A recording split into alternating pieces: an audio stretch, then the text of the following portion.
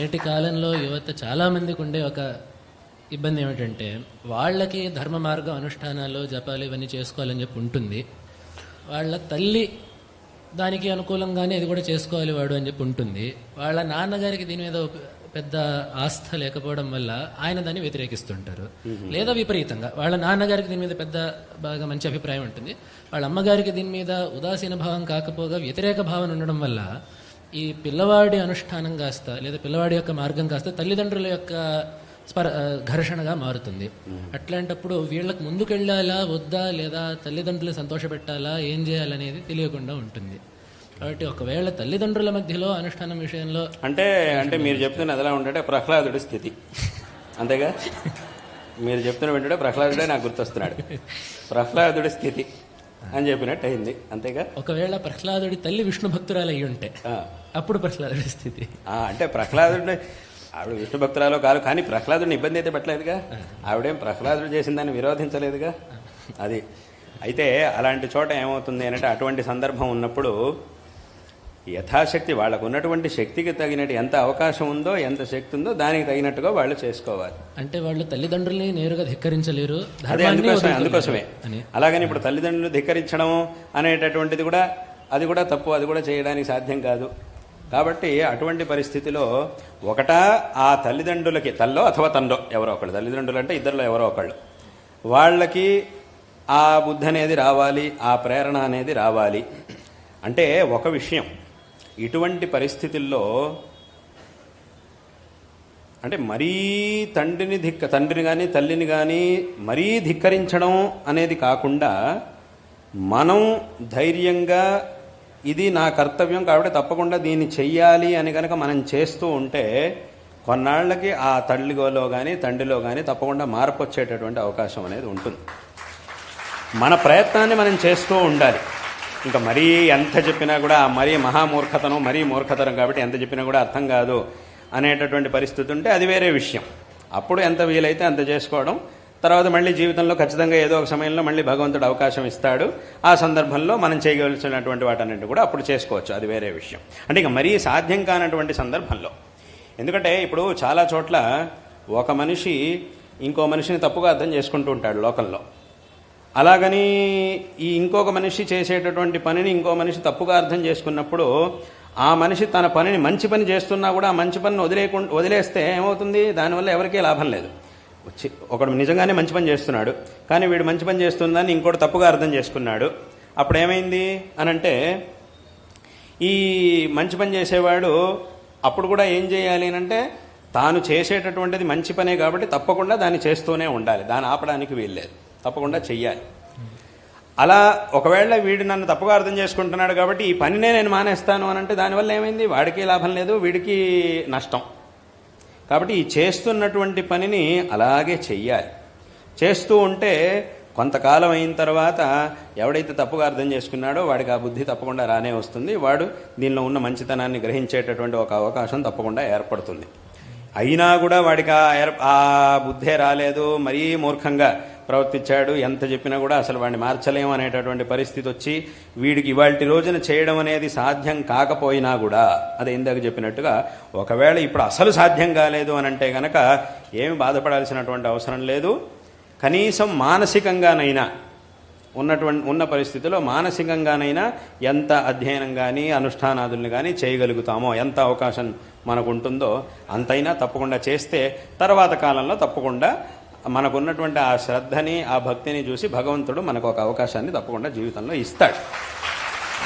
కాబట్టి ఏతావతా దీని తాత్పర్యం ఏమిటి, ఇప్పుడు చెప్పాల్సిన విషయం ఏమిటంటే ఇటువంటి ప్రతికూల పరిస్థితుల్లో కూడా మనం ఎంత చేయగలుగుతామో అంత తప్పకుండా చేయాల్సిందే. మనం చేసేది మంచి పని అయితే తప్పకుండా దాన్ని వదలకూడదు, తప్పకుండా మనం ఎంత చేయగలుగుతామో అంత చేయాల్సిందే. ఇలా చేయడం ద్వారా ఇప్పుడు చెప్పినట్టుగా 2 రకాల ఫలితాలు మనకి లభిస్తాయి. ఒకటి, ఎవరైతే దీన్ని తప్పుగా అర్థం చేసుకుని మనల్ని చేయనివ్వకుండా మనకి ప్రతికూలంగా ఉన్నారో వాళ్లలో మార్పు రావడానికి సాధ్యత ఉంది, కాబట్టి ఆ మార్పు అనేది వాళ్లలో వస్తుంది. ఒకవేళ ఆ మార్పు రానటువంటి పరిస్థితి ఒకవేళ మార్పు రాదు అనేటటువంటి పరిస్థితిలో ఉంటే గనక ఇవాళ రోజున మనం కొంతవరకైనా కొంతవరకైనా ఎంత వీలైతే అంత అనుష్ఠానం చేస్తూ ఉంటే ఇదే తర్వాత మనకి ఒక పెద్ద అవకాశం లభించేట్టుగా ఇదే మనకి చేస్తుంది. మళ్ళీ మన జీవితంలో మనం అనుకున్నట్టుగా ధర్మాచరణ చేయడానికి మనకు ఒక అవకాశం తప్పకుండా లభిస్తుంది. అందులో ఏమాత్రం సందేహం లేదు. అలాగే నేడు ఇంకో ఒక పరిస్థితికి కారణం ఏమిటంటే, సనాతన ధర్మం యొక్క ఆచారాల్లో వేరే వ్యక్తులు కూడా దేవతలుగా కలిసిపోయిన సందర్భాలు ఉంటాయి. వాళ్ళు మనం ఇప్పుడు అవి అవైదికము అని చెప్పంటే వాళ్ళు ఏమంటారంటే, రాముడు ఏమైనా వేదంలో పేరుతో ఉందా, రామాయణం ఏమైనా వేదాల్లో ఏమైనా ఉందా, లేదు మరి వాళ్ళు మంత్రశాస్త్రం లేరంటే కాదు, ఏదో హనుమంతుడు అవతారాలు, దత్తాత్రేయ స్వామి అవతారాలు, ఈ అవతారాలు అని చెప్పి అంటారు. ఇవన్నీ విన్నప్పుడు వైదికమైన ఆరాధన, వైదికమైన దేవతలు ఎవరు, మన సంప్రదాయం అది తప్పని చెప్పి కాదు, మనది కాదు, మన సంప్రదాయం కాదు, ఇది వేరేది, ఇది మనది కాదు అని స్పష్టంగా ఈ వివేకంతో యువత తెలుసుకోవడం ఎలాగా? ఏ ఆచరణ, భగవదారాధన కానీ ధర్మాచరణ కానీ దీనికి సంబంధించిన ఏ విషయాన్నైనా కూడా మనకి చెప్పవలసినటువంటి ప్రమాణాలు 3. మొదటిది వేదములు, రెండవది స్మృతులు, మూడవది శిష్టాచారం. ఈ 3 ఏ మార్గాన్నైతే మనకి చెప్తున్నాయో, ఏ ఆరాధననైతే చెయ్యమంటున్నాయో వాట్లని మాత్రమే మనం చెయ్యాలి. ఏతద్వ్యతిరిక్తంగా ఎవరో ఒకళ్ళు మొదలుపెట్టినటువంటిది ఏదైతే ఉంటుందో దాన్ని ఆరాధించడం అనేది, దాన్ని చేయడం అనేది తప్పు. అది స్పష్టంగా ఇందులో ఏమాత్రం సందేహం లేదు. అంటే ఏమిటి 3 ప్రమాణాలు అనంటే, మొట్టమొదటిది వేదములు చెప్పాలి. ఇప్పుడు ఇలా ఒక ప్రశ్న వస్తుంది, ఏమిటంటే వేదముల్లో అన్నీ కనపడట్లేదు కదా, ఇప్పుడు ఉన్నటువంటి వేదముల్లో మనకు అన్నీ కనపడట్లేదు కదా, కాబట్టి వేదముల్లో ఇవి లేవు కదా అనంటే, అందుకే స్మృతులు వచ్చాయి. స్మృతులు వచ్చింది ఎందుకోసము అనంటే, వేదముల్లో చెప్పబడినటువంటి విషయాలనే విస్తారంగా చెప్పడం కోసం వేదములు వచ్చాయి, అది స్మృతులు వచ్చాయి. అంటే అక్కడికి ఏమైంది, అందుకే శాస్త్రంలో ప్రసిద్ధమైనటువంటి ఒక మాట, ఇతిహాస పురాణాభ్యాం వేదం సముపబృంహయేత్ అని ఒక మాట ఉంది. అంటే దీని అర్థం ఏమిటి, ఈ ఇతిహాసములు పురాణాలు వీటిలోనే స్మృతులు ఇతిహాస పురాణాదులు ఇవన్నీ కూడా వేదముల్లో చెప్పబడినటువంటి విషయాలనే ఇంకా విస్తారంగా మనకి చెప్పడం కోసం వచ్చాయి. కాబట్టి అక్కడికి ఏమైంది అనంటే, ఈ స్మృతులలో చెప్పబడినటువంటి విషయాలన్నీ కూడా ఏవైతే ఉన్నాయో అవన్నీ కూడా వేద సమ్మతమైనటువంటి విషయాలే. కాబట్టి వేదముల్లో చెప్పబడలేదు, స్మృతుల్లో చెప్పబడినా కూడా, స్మృతి పురాణ ఇతిహాసాల్లో చెప్పబడినా కూడా వేదంలో చెప్పబడలేదు కదా అనే ఒక కారణంతో దీన్ని మేము ఆచరించము, అథవా దీన్ని మేము తీసుకోము అనేటటువంటి మాట అది చాలా తప్పు. ఎందుకు అనంటే, స్వయంగా కొంతమంది ఏం చేస్తుంటారు అనంటే, మాకు వేదములు మాత్రమే ప్రమాణం, మేము వేదాల్లో చెప్పింది మాత్రమే తీసుకుంటాము, ఈ స్మృతులు పురాణాలు ఇతిహాసాలు వీటన్నిటిని కూడా మేము తీసుకోము అని వాదించే వాళ్ళు కొంతమంది ఉన్నారు లోకంలో. కానీ స్వయంగా వేదవ్యాస మహర్షి ఆయన బ్రహ్మసూత్రాల్ని రాశారు అనేది అందరికీ తెలుసు.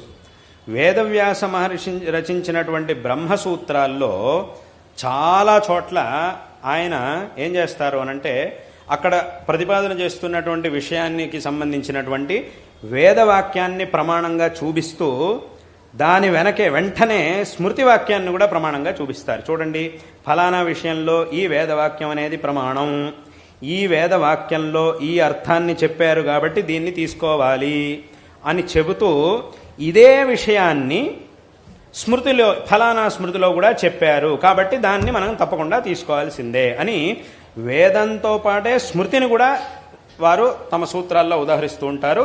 దాన్నే శంకరాచార్యుల వారు కూడా తమ భాష్యంలో చూపించారు.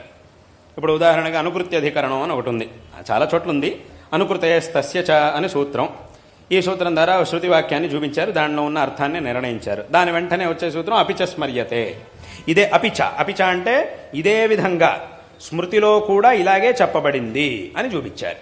అంటే అక్కడికి ఏమైంది అనంటే, వేదములు ఎలాగైతే మనకి ప్రమాణమో ఆ వేదములను అనుసరించి వచ్చినటువంటి స్మృతులు కూడా మనకి అదే విధమైనటువంటి ప్రామాణ్యాన్ని కలిగి ఉన్నాయి, అంతే ప్రమాణములుగా ఉన్నాయి. కాబట్టి కొన్ని విషయాలు వేదముల్లో లేవు, కనపడట్లేదు, కానీ స్మృతుల్లో ఉన్నాయి అని అంటే తప్పకుండా మనం దాన్ని తీసుకోవాల్సిందే అనేటటువంటి విషయంలో ఏమాత్రం సందేహం లేదు. అదేవిధంగా ఇంకా కొన్ని విషయాలు ఉంటాయి, అవి మనకి వేదముల్లోనూ ప్రత్యక్షంగా కనబడవు, స్మృతుల్లోనూ ప్రత్యక్షంగా కనబడవు, కానీ శిష్టాచారంలో ఉంటాయి. శిష్టాచారం అని అంటే ఏమిటి, శిష్టులైనటువంటి జనులు చేసేటటువంటి ఆచరణ ఏదైతే ఉంటుందో దాన్నే శిష్టాచారము అని అంటారు.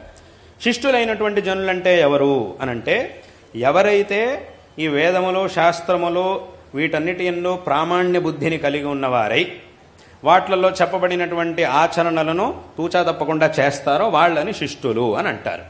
అటువంటి వాళ్ళు ఏ ఆచరణలు అయితే చేసుకొచ్చారో వెనకటి నుంచి, అదేదో నిన్న మొన్న మొదలుపెట్టింది కాదు, వెనకటి నుంచి చేసుకుంటూ వచ్చారో ఇవి మనకి ప్రమాణం.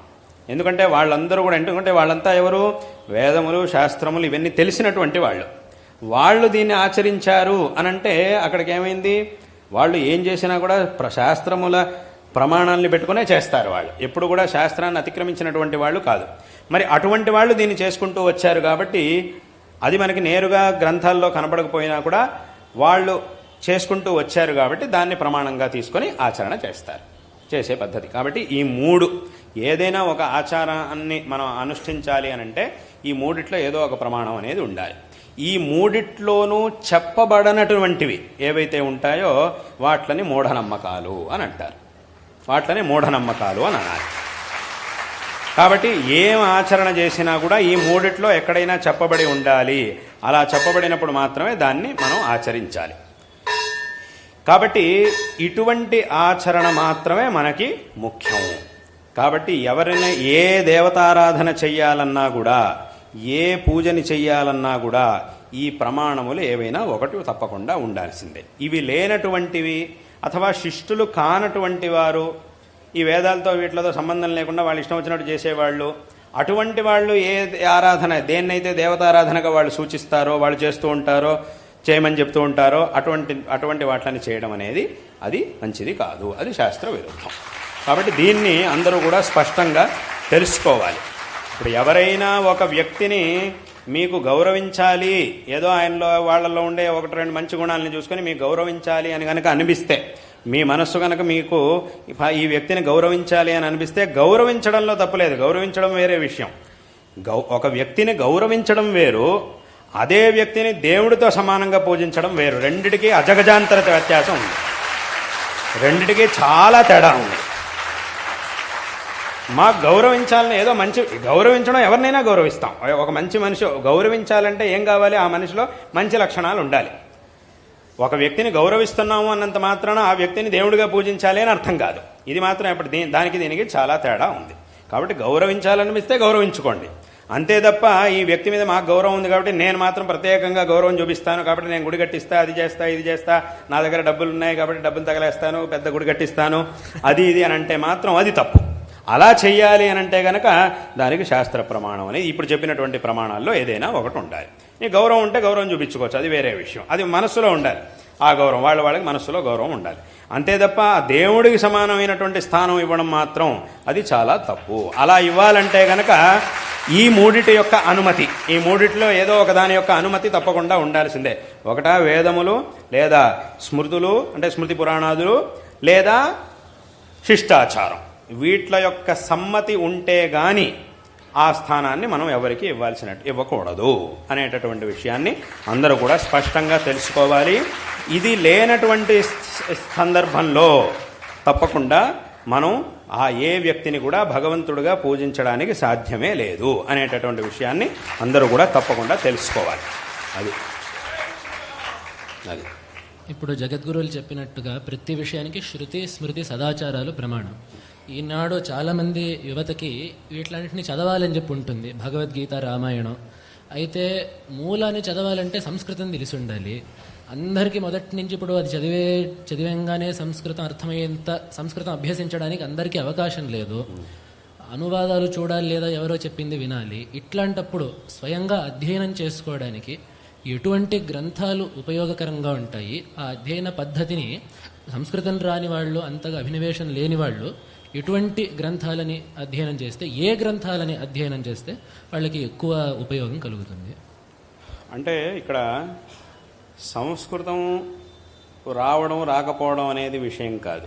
సంస్కృతం వచ్చినా రాకపోయినా ఈ భగవద్గీతాది గ్రంథాలనే చదవాలి.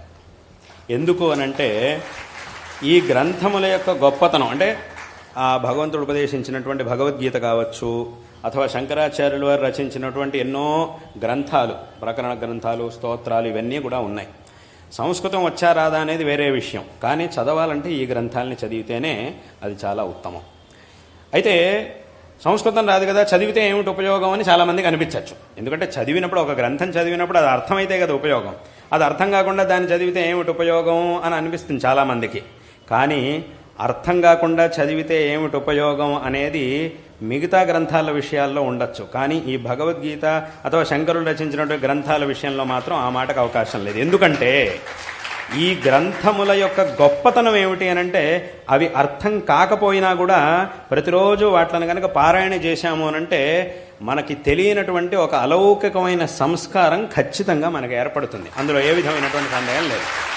అదే ఈ గ్రంథముల యొక్క గొప్పతనం. ఇప్పుడు ఉదాహరణకి భగవద్గీత గ్రంథం ఉంది, దాని యొక్క గొప్పతనం ఎంత? చాలా గొప్పది ఆ గ్రంథం. ఎందుకు అంటే దాని గొప్పతనం ఎంత అనే విషయం గురించి ఎక్కువ వివరించకుండా ఒక మాటలో చెప్పాలంటే, ఎన్నో గ్రంథాలు ఉన్నాయి మన శాస్త్రంలో, మన ధర్మంలో, మన పరంపరలో. కానీ ఎన్ని గ్రంథాలున్నా కూడా ఒక గ్రంథానికి జయంతిని ఆచరించడం అంటే అది భగవద్గీతకి మాత్రమే మనం ఆచరిస్తాం. గీతా జయంతి అని ప్రతి సంవత్సరం ఇప్పుడే ఇంకా రాబోతోంది, ఇంకో 4 రోజుల్లో వస్తుంది. మార్గశిర శుక్ల ఏకాదశి రోజు గీతా జయంతి అని ఆచరిస్తాం. ఏదో వ్యక్తులకి జయంతిలోనే ఆచరించేది ఉంది, కానీ ఒక గ్రంథానికి ఎక్కడైనా గీతా జయంతి అని ఆచరిస్తామా అనంటే అది భగవద్గీతకి మాత్రమే ఆచరిస్తాం. ఎందుకు అలాగా? ఏమిటా గ్రంథం యొక్క గొప్పతనం అంటే ఇదే గొప్పతనం. అది ఆ భాష అనేది రాకపోయినా కూడా ఆ వాక్యములు మన నోటి నుంచి వెలువడినాయి, ఆ వాక్యములు మన నోటి నుంచి మన చేత ఉచ్చరింపబడినాయి అనంటేనే చాలు ఆ గ్రంథం యొక్క ఆ శబ్దములకు ఉన్నటువంటి గొప్పతనమే అది. ఎందుకంటే యా స్వయం పద్మనాభస్య ముఖపద్మాద్వినిశ్రుత అని ఈ గీత యొక్క మహిమ గురించి చెప్పారు. స్వయంగా భగవంతుడి యొక్క ముఖారవిందం నుంచి వచ్చినటువంటిది ఈ భగవద్గీత. కాబట్టి ఇదే చాలు దీని యొక్క గొప్పతనాన్ని చెప్పడానికి. కాబట్టి ఏ శబ్దములనైతే భగవంతుడు నేరుగా ఉచ్చరించాడో అదే శబ్దాల్ని మనం భగవద్గీతను పఠించేటప్పుడు ఉచ్చరిస్తున్నాము అనంటే ఆ శబ్దముల వెనక భగవంతుడి యొక్క మహిమ, భగవంతుడి యొక్క అంశము తప్పకుండా ఉండనే ఉంటుంది. కాబట్టి ఆ శబ్దాలని గనక మనం పఠించినప్పుడు, ఆ శ్లోకాల్ని మనం పఠించినప్పుడు ఏమవుతుంది అనంటే ఆ భగవద్ అనుగ్రహం అనేది ఆ శబ్దాల వెంటే తప్పకుండా మన దగ్గరికి వస్తుంది, మనకి లభిస్తుంది అనేటటువంటి విషయంలో ఏమాత్రం సందేహం లేదు. కాబట్టి దీన్ని చక్కగా రోజు భగవద్గీతని పారాయణ చేయడం, అథవా శంకరాచార్యుల వారు రచించినటువంటి ఆ స్తోత్రముల్ని, చిన్న చిన్న ప్రకరణ గ్రంథాలని, వాటన్నింటినీ కూడా పఠించడం అనేటటువంటి ఒక అభ్యాసాన్ని గనక, ఒక అలవాటుని గనక రోజు అందరూ పెట్టుకొని ఎంత వీలైతే అంత, కనీసం 1 శ్లోకమా, 10 శ్లోకాలా, 1 అధ్యాయమా, 1 స్తోత్రమా, ఏదైనా సరే కొన్ని శ్లోకాలనైనా శ్రద్ధగా పఠించేటటువంటి అలవాటును కనుక పెట్టుకుంటే తప్పకుండా కాలక్రమేణా అక్కడ చెప్పబడేటటువంటి విషయాలన్నీ కూడా మనకి తప్పకుండా తెలుస్తాయి. అందులో కొంచెంగా అక్కడ ఉన్నటువంటి విషయముల యొక్క పరిజ్ఞానం, పరిచయం అనేది మనకి తప్పకుండా ఏర్పడుతుంది. అలాగే ఇంత జరిగిందంటే చాలు, ఇందాక చెప్పినట్టుగా ఈ శ్లోకాలని పఠించేటప్పుడు తప్పకుండా ఆ భగవద్ అనుగ్రహం కూడా మన వెంట ఉండనే ఉంటుంది. కాబట్టి తర్వాత మన జిజ్ఞాసకి అనుగుణంగా కావలసినటువంటి గురువు తప్పకుండా మనకి లభిస్తాడు. ఆ ఒక అవకాశాన్ని, ఆ ఒక ఏర్పాటుని భగవంతుడే తప్పకుండా చేస్తాడు. ఖచ్చితంగా ఆ భగవంతుడే మనకి గురువుని చూపిస్తాడు. ఎందుకంటే ఇప్పటి కాలంలో ఏదో గురువు పేరుతో చాలామంది ఉండొచ్చు. గురువు అసలు ఈ గురువు అనే శబ్దానికే విలువ పోయింది చాలా చోట్ల. ఏం గురువు, ఏమిటి సమాచారం, ఏంటి విషయం, ఎలా నడుస్తోంది అని ఈ గురువు అనే శబ్దాన్ని ఇలాంటి అర్థాల్లో ఇంత నాశనం చేశారు ఈ పదానికి. వాడు ఇంకోటితో మాట్లాడేటప్పుడు ఏం గురువు బాగున్నావా అని మాట్లాడుతున్నారు ఈ మధ్యకాలంలో. ఇలా మాట్లాడుతున్నారు అంటే గురువు శబ్దానికి ఉన్నటువంటి మర్యాదను మొత్తం తీసేసి ఇలా మాట్లాడుతున్నారు ఇప్పటి కాలంలో.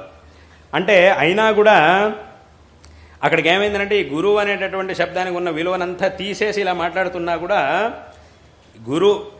ఇటువంటి పరిస్థితిలో కూడా గురువు అని పేరు పెట్టుకున్న వాళ్ళు చాలామంది ఉన్నా కూడా నిజమైన గురువులు కూడా ఖచ్చితంగా ఉండనే ఉన్నారు. నిజంగా అధ్యయనం చేసినటువంటి వాళ్ళు ఉన్నారు, చెప్పేటటువంటి వాళ్ళు కూడా అక్కడక్కడ ఖచ్చితంగా ఉన్నారు.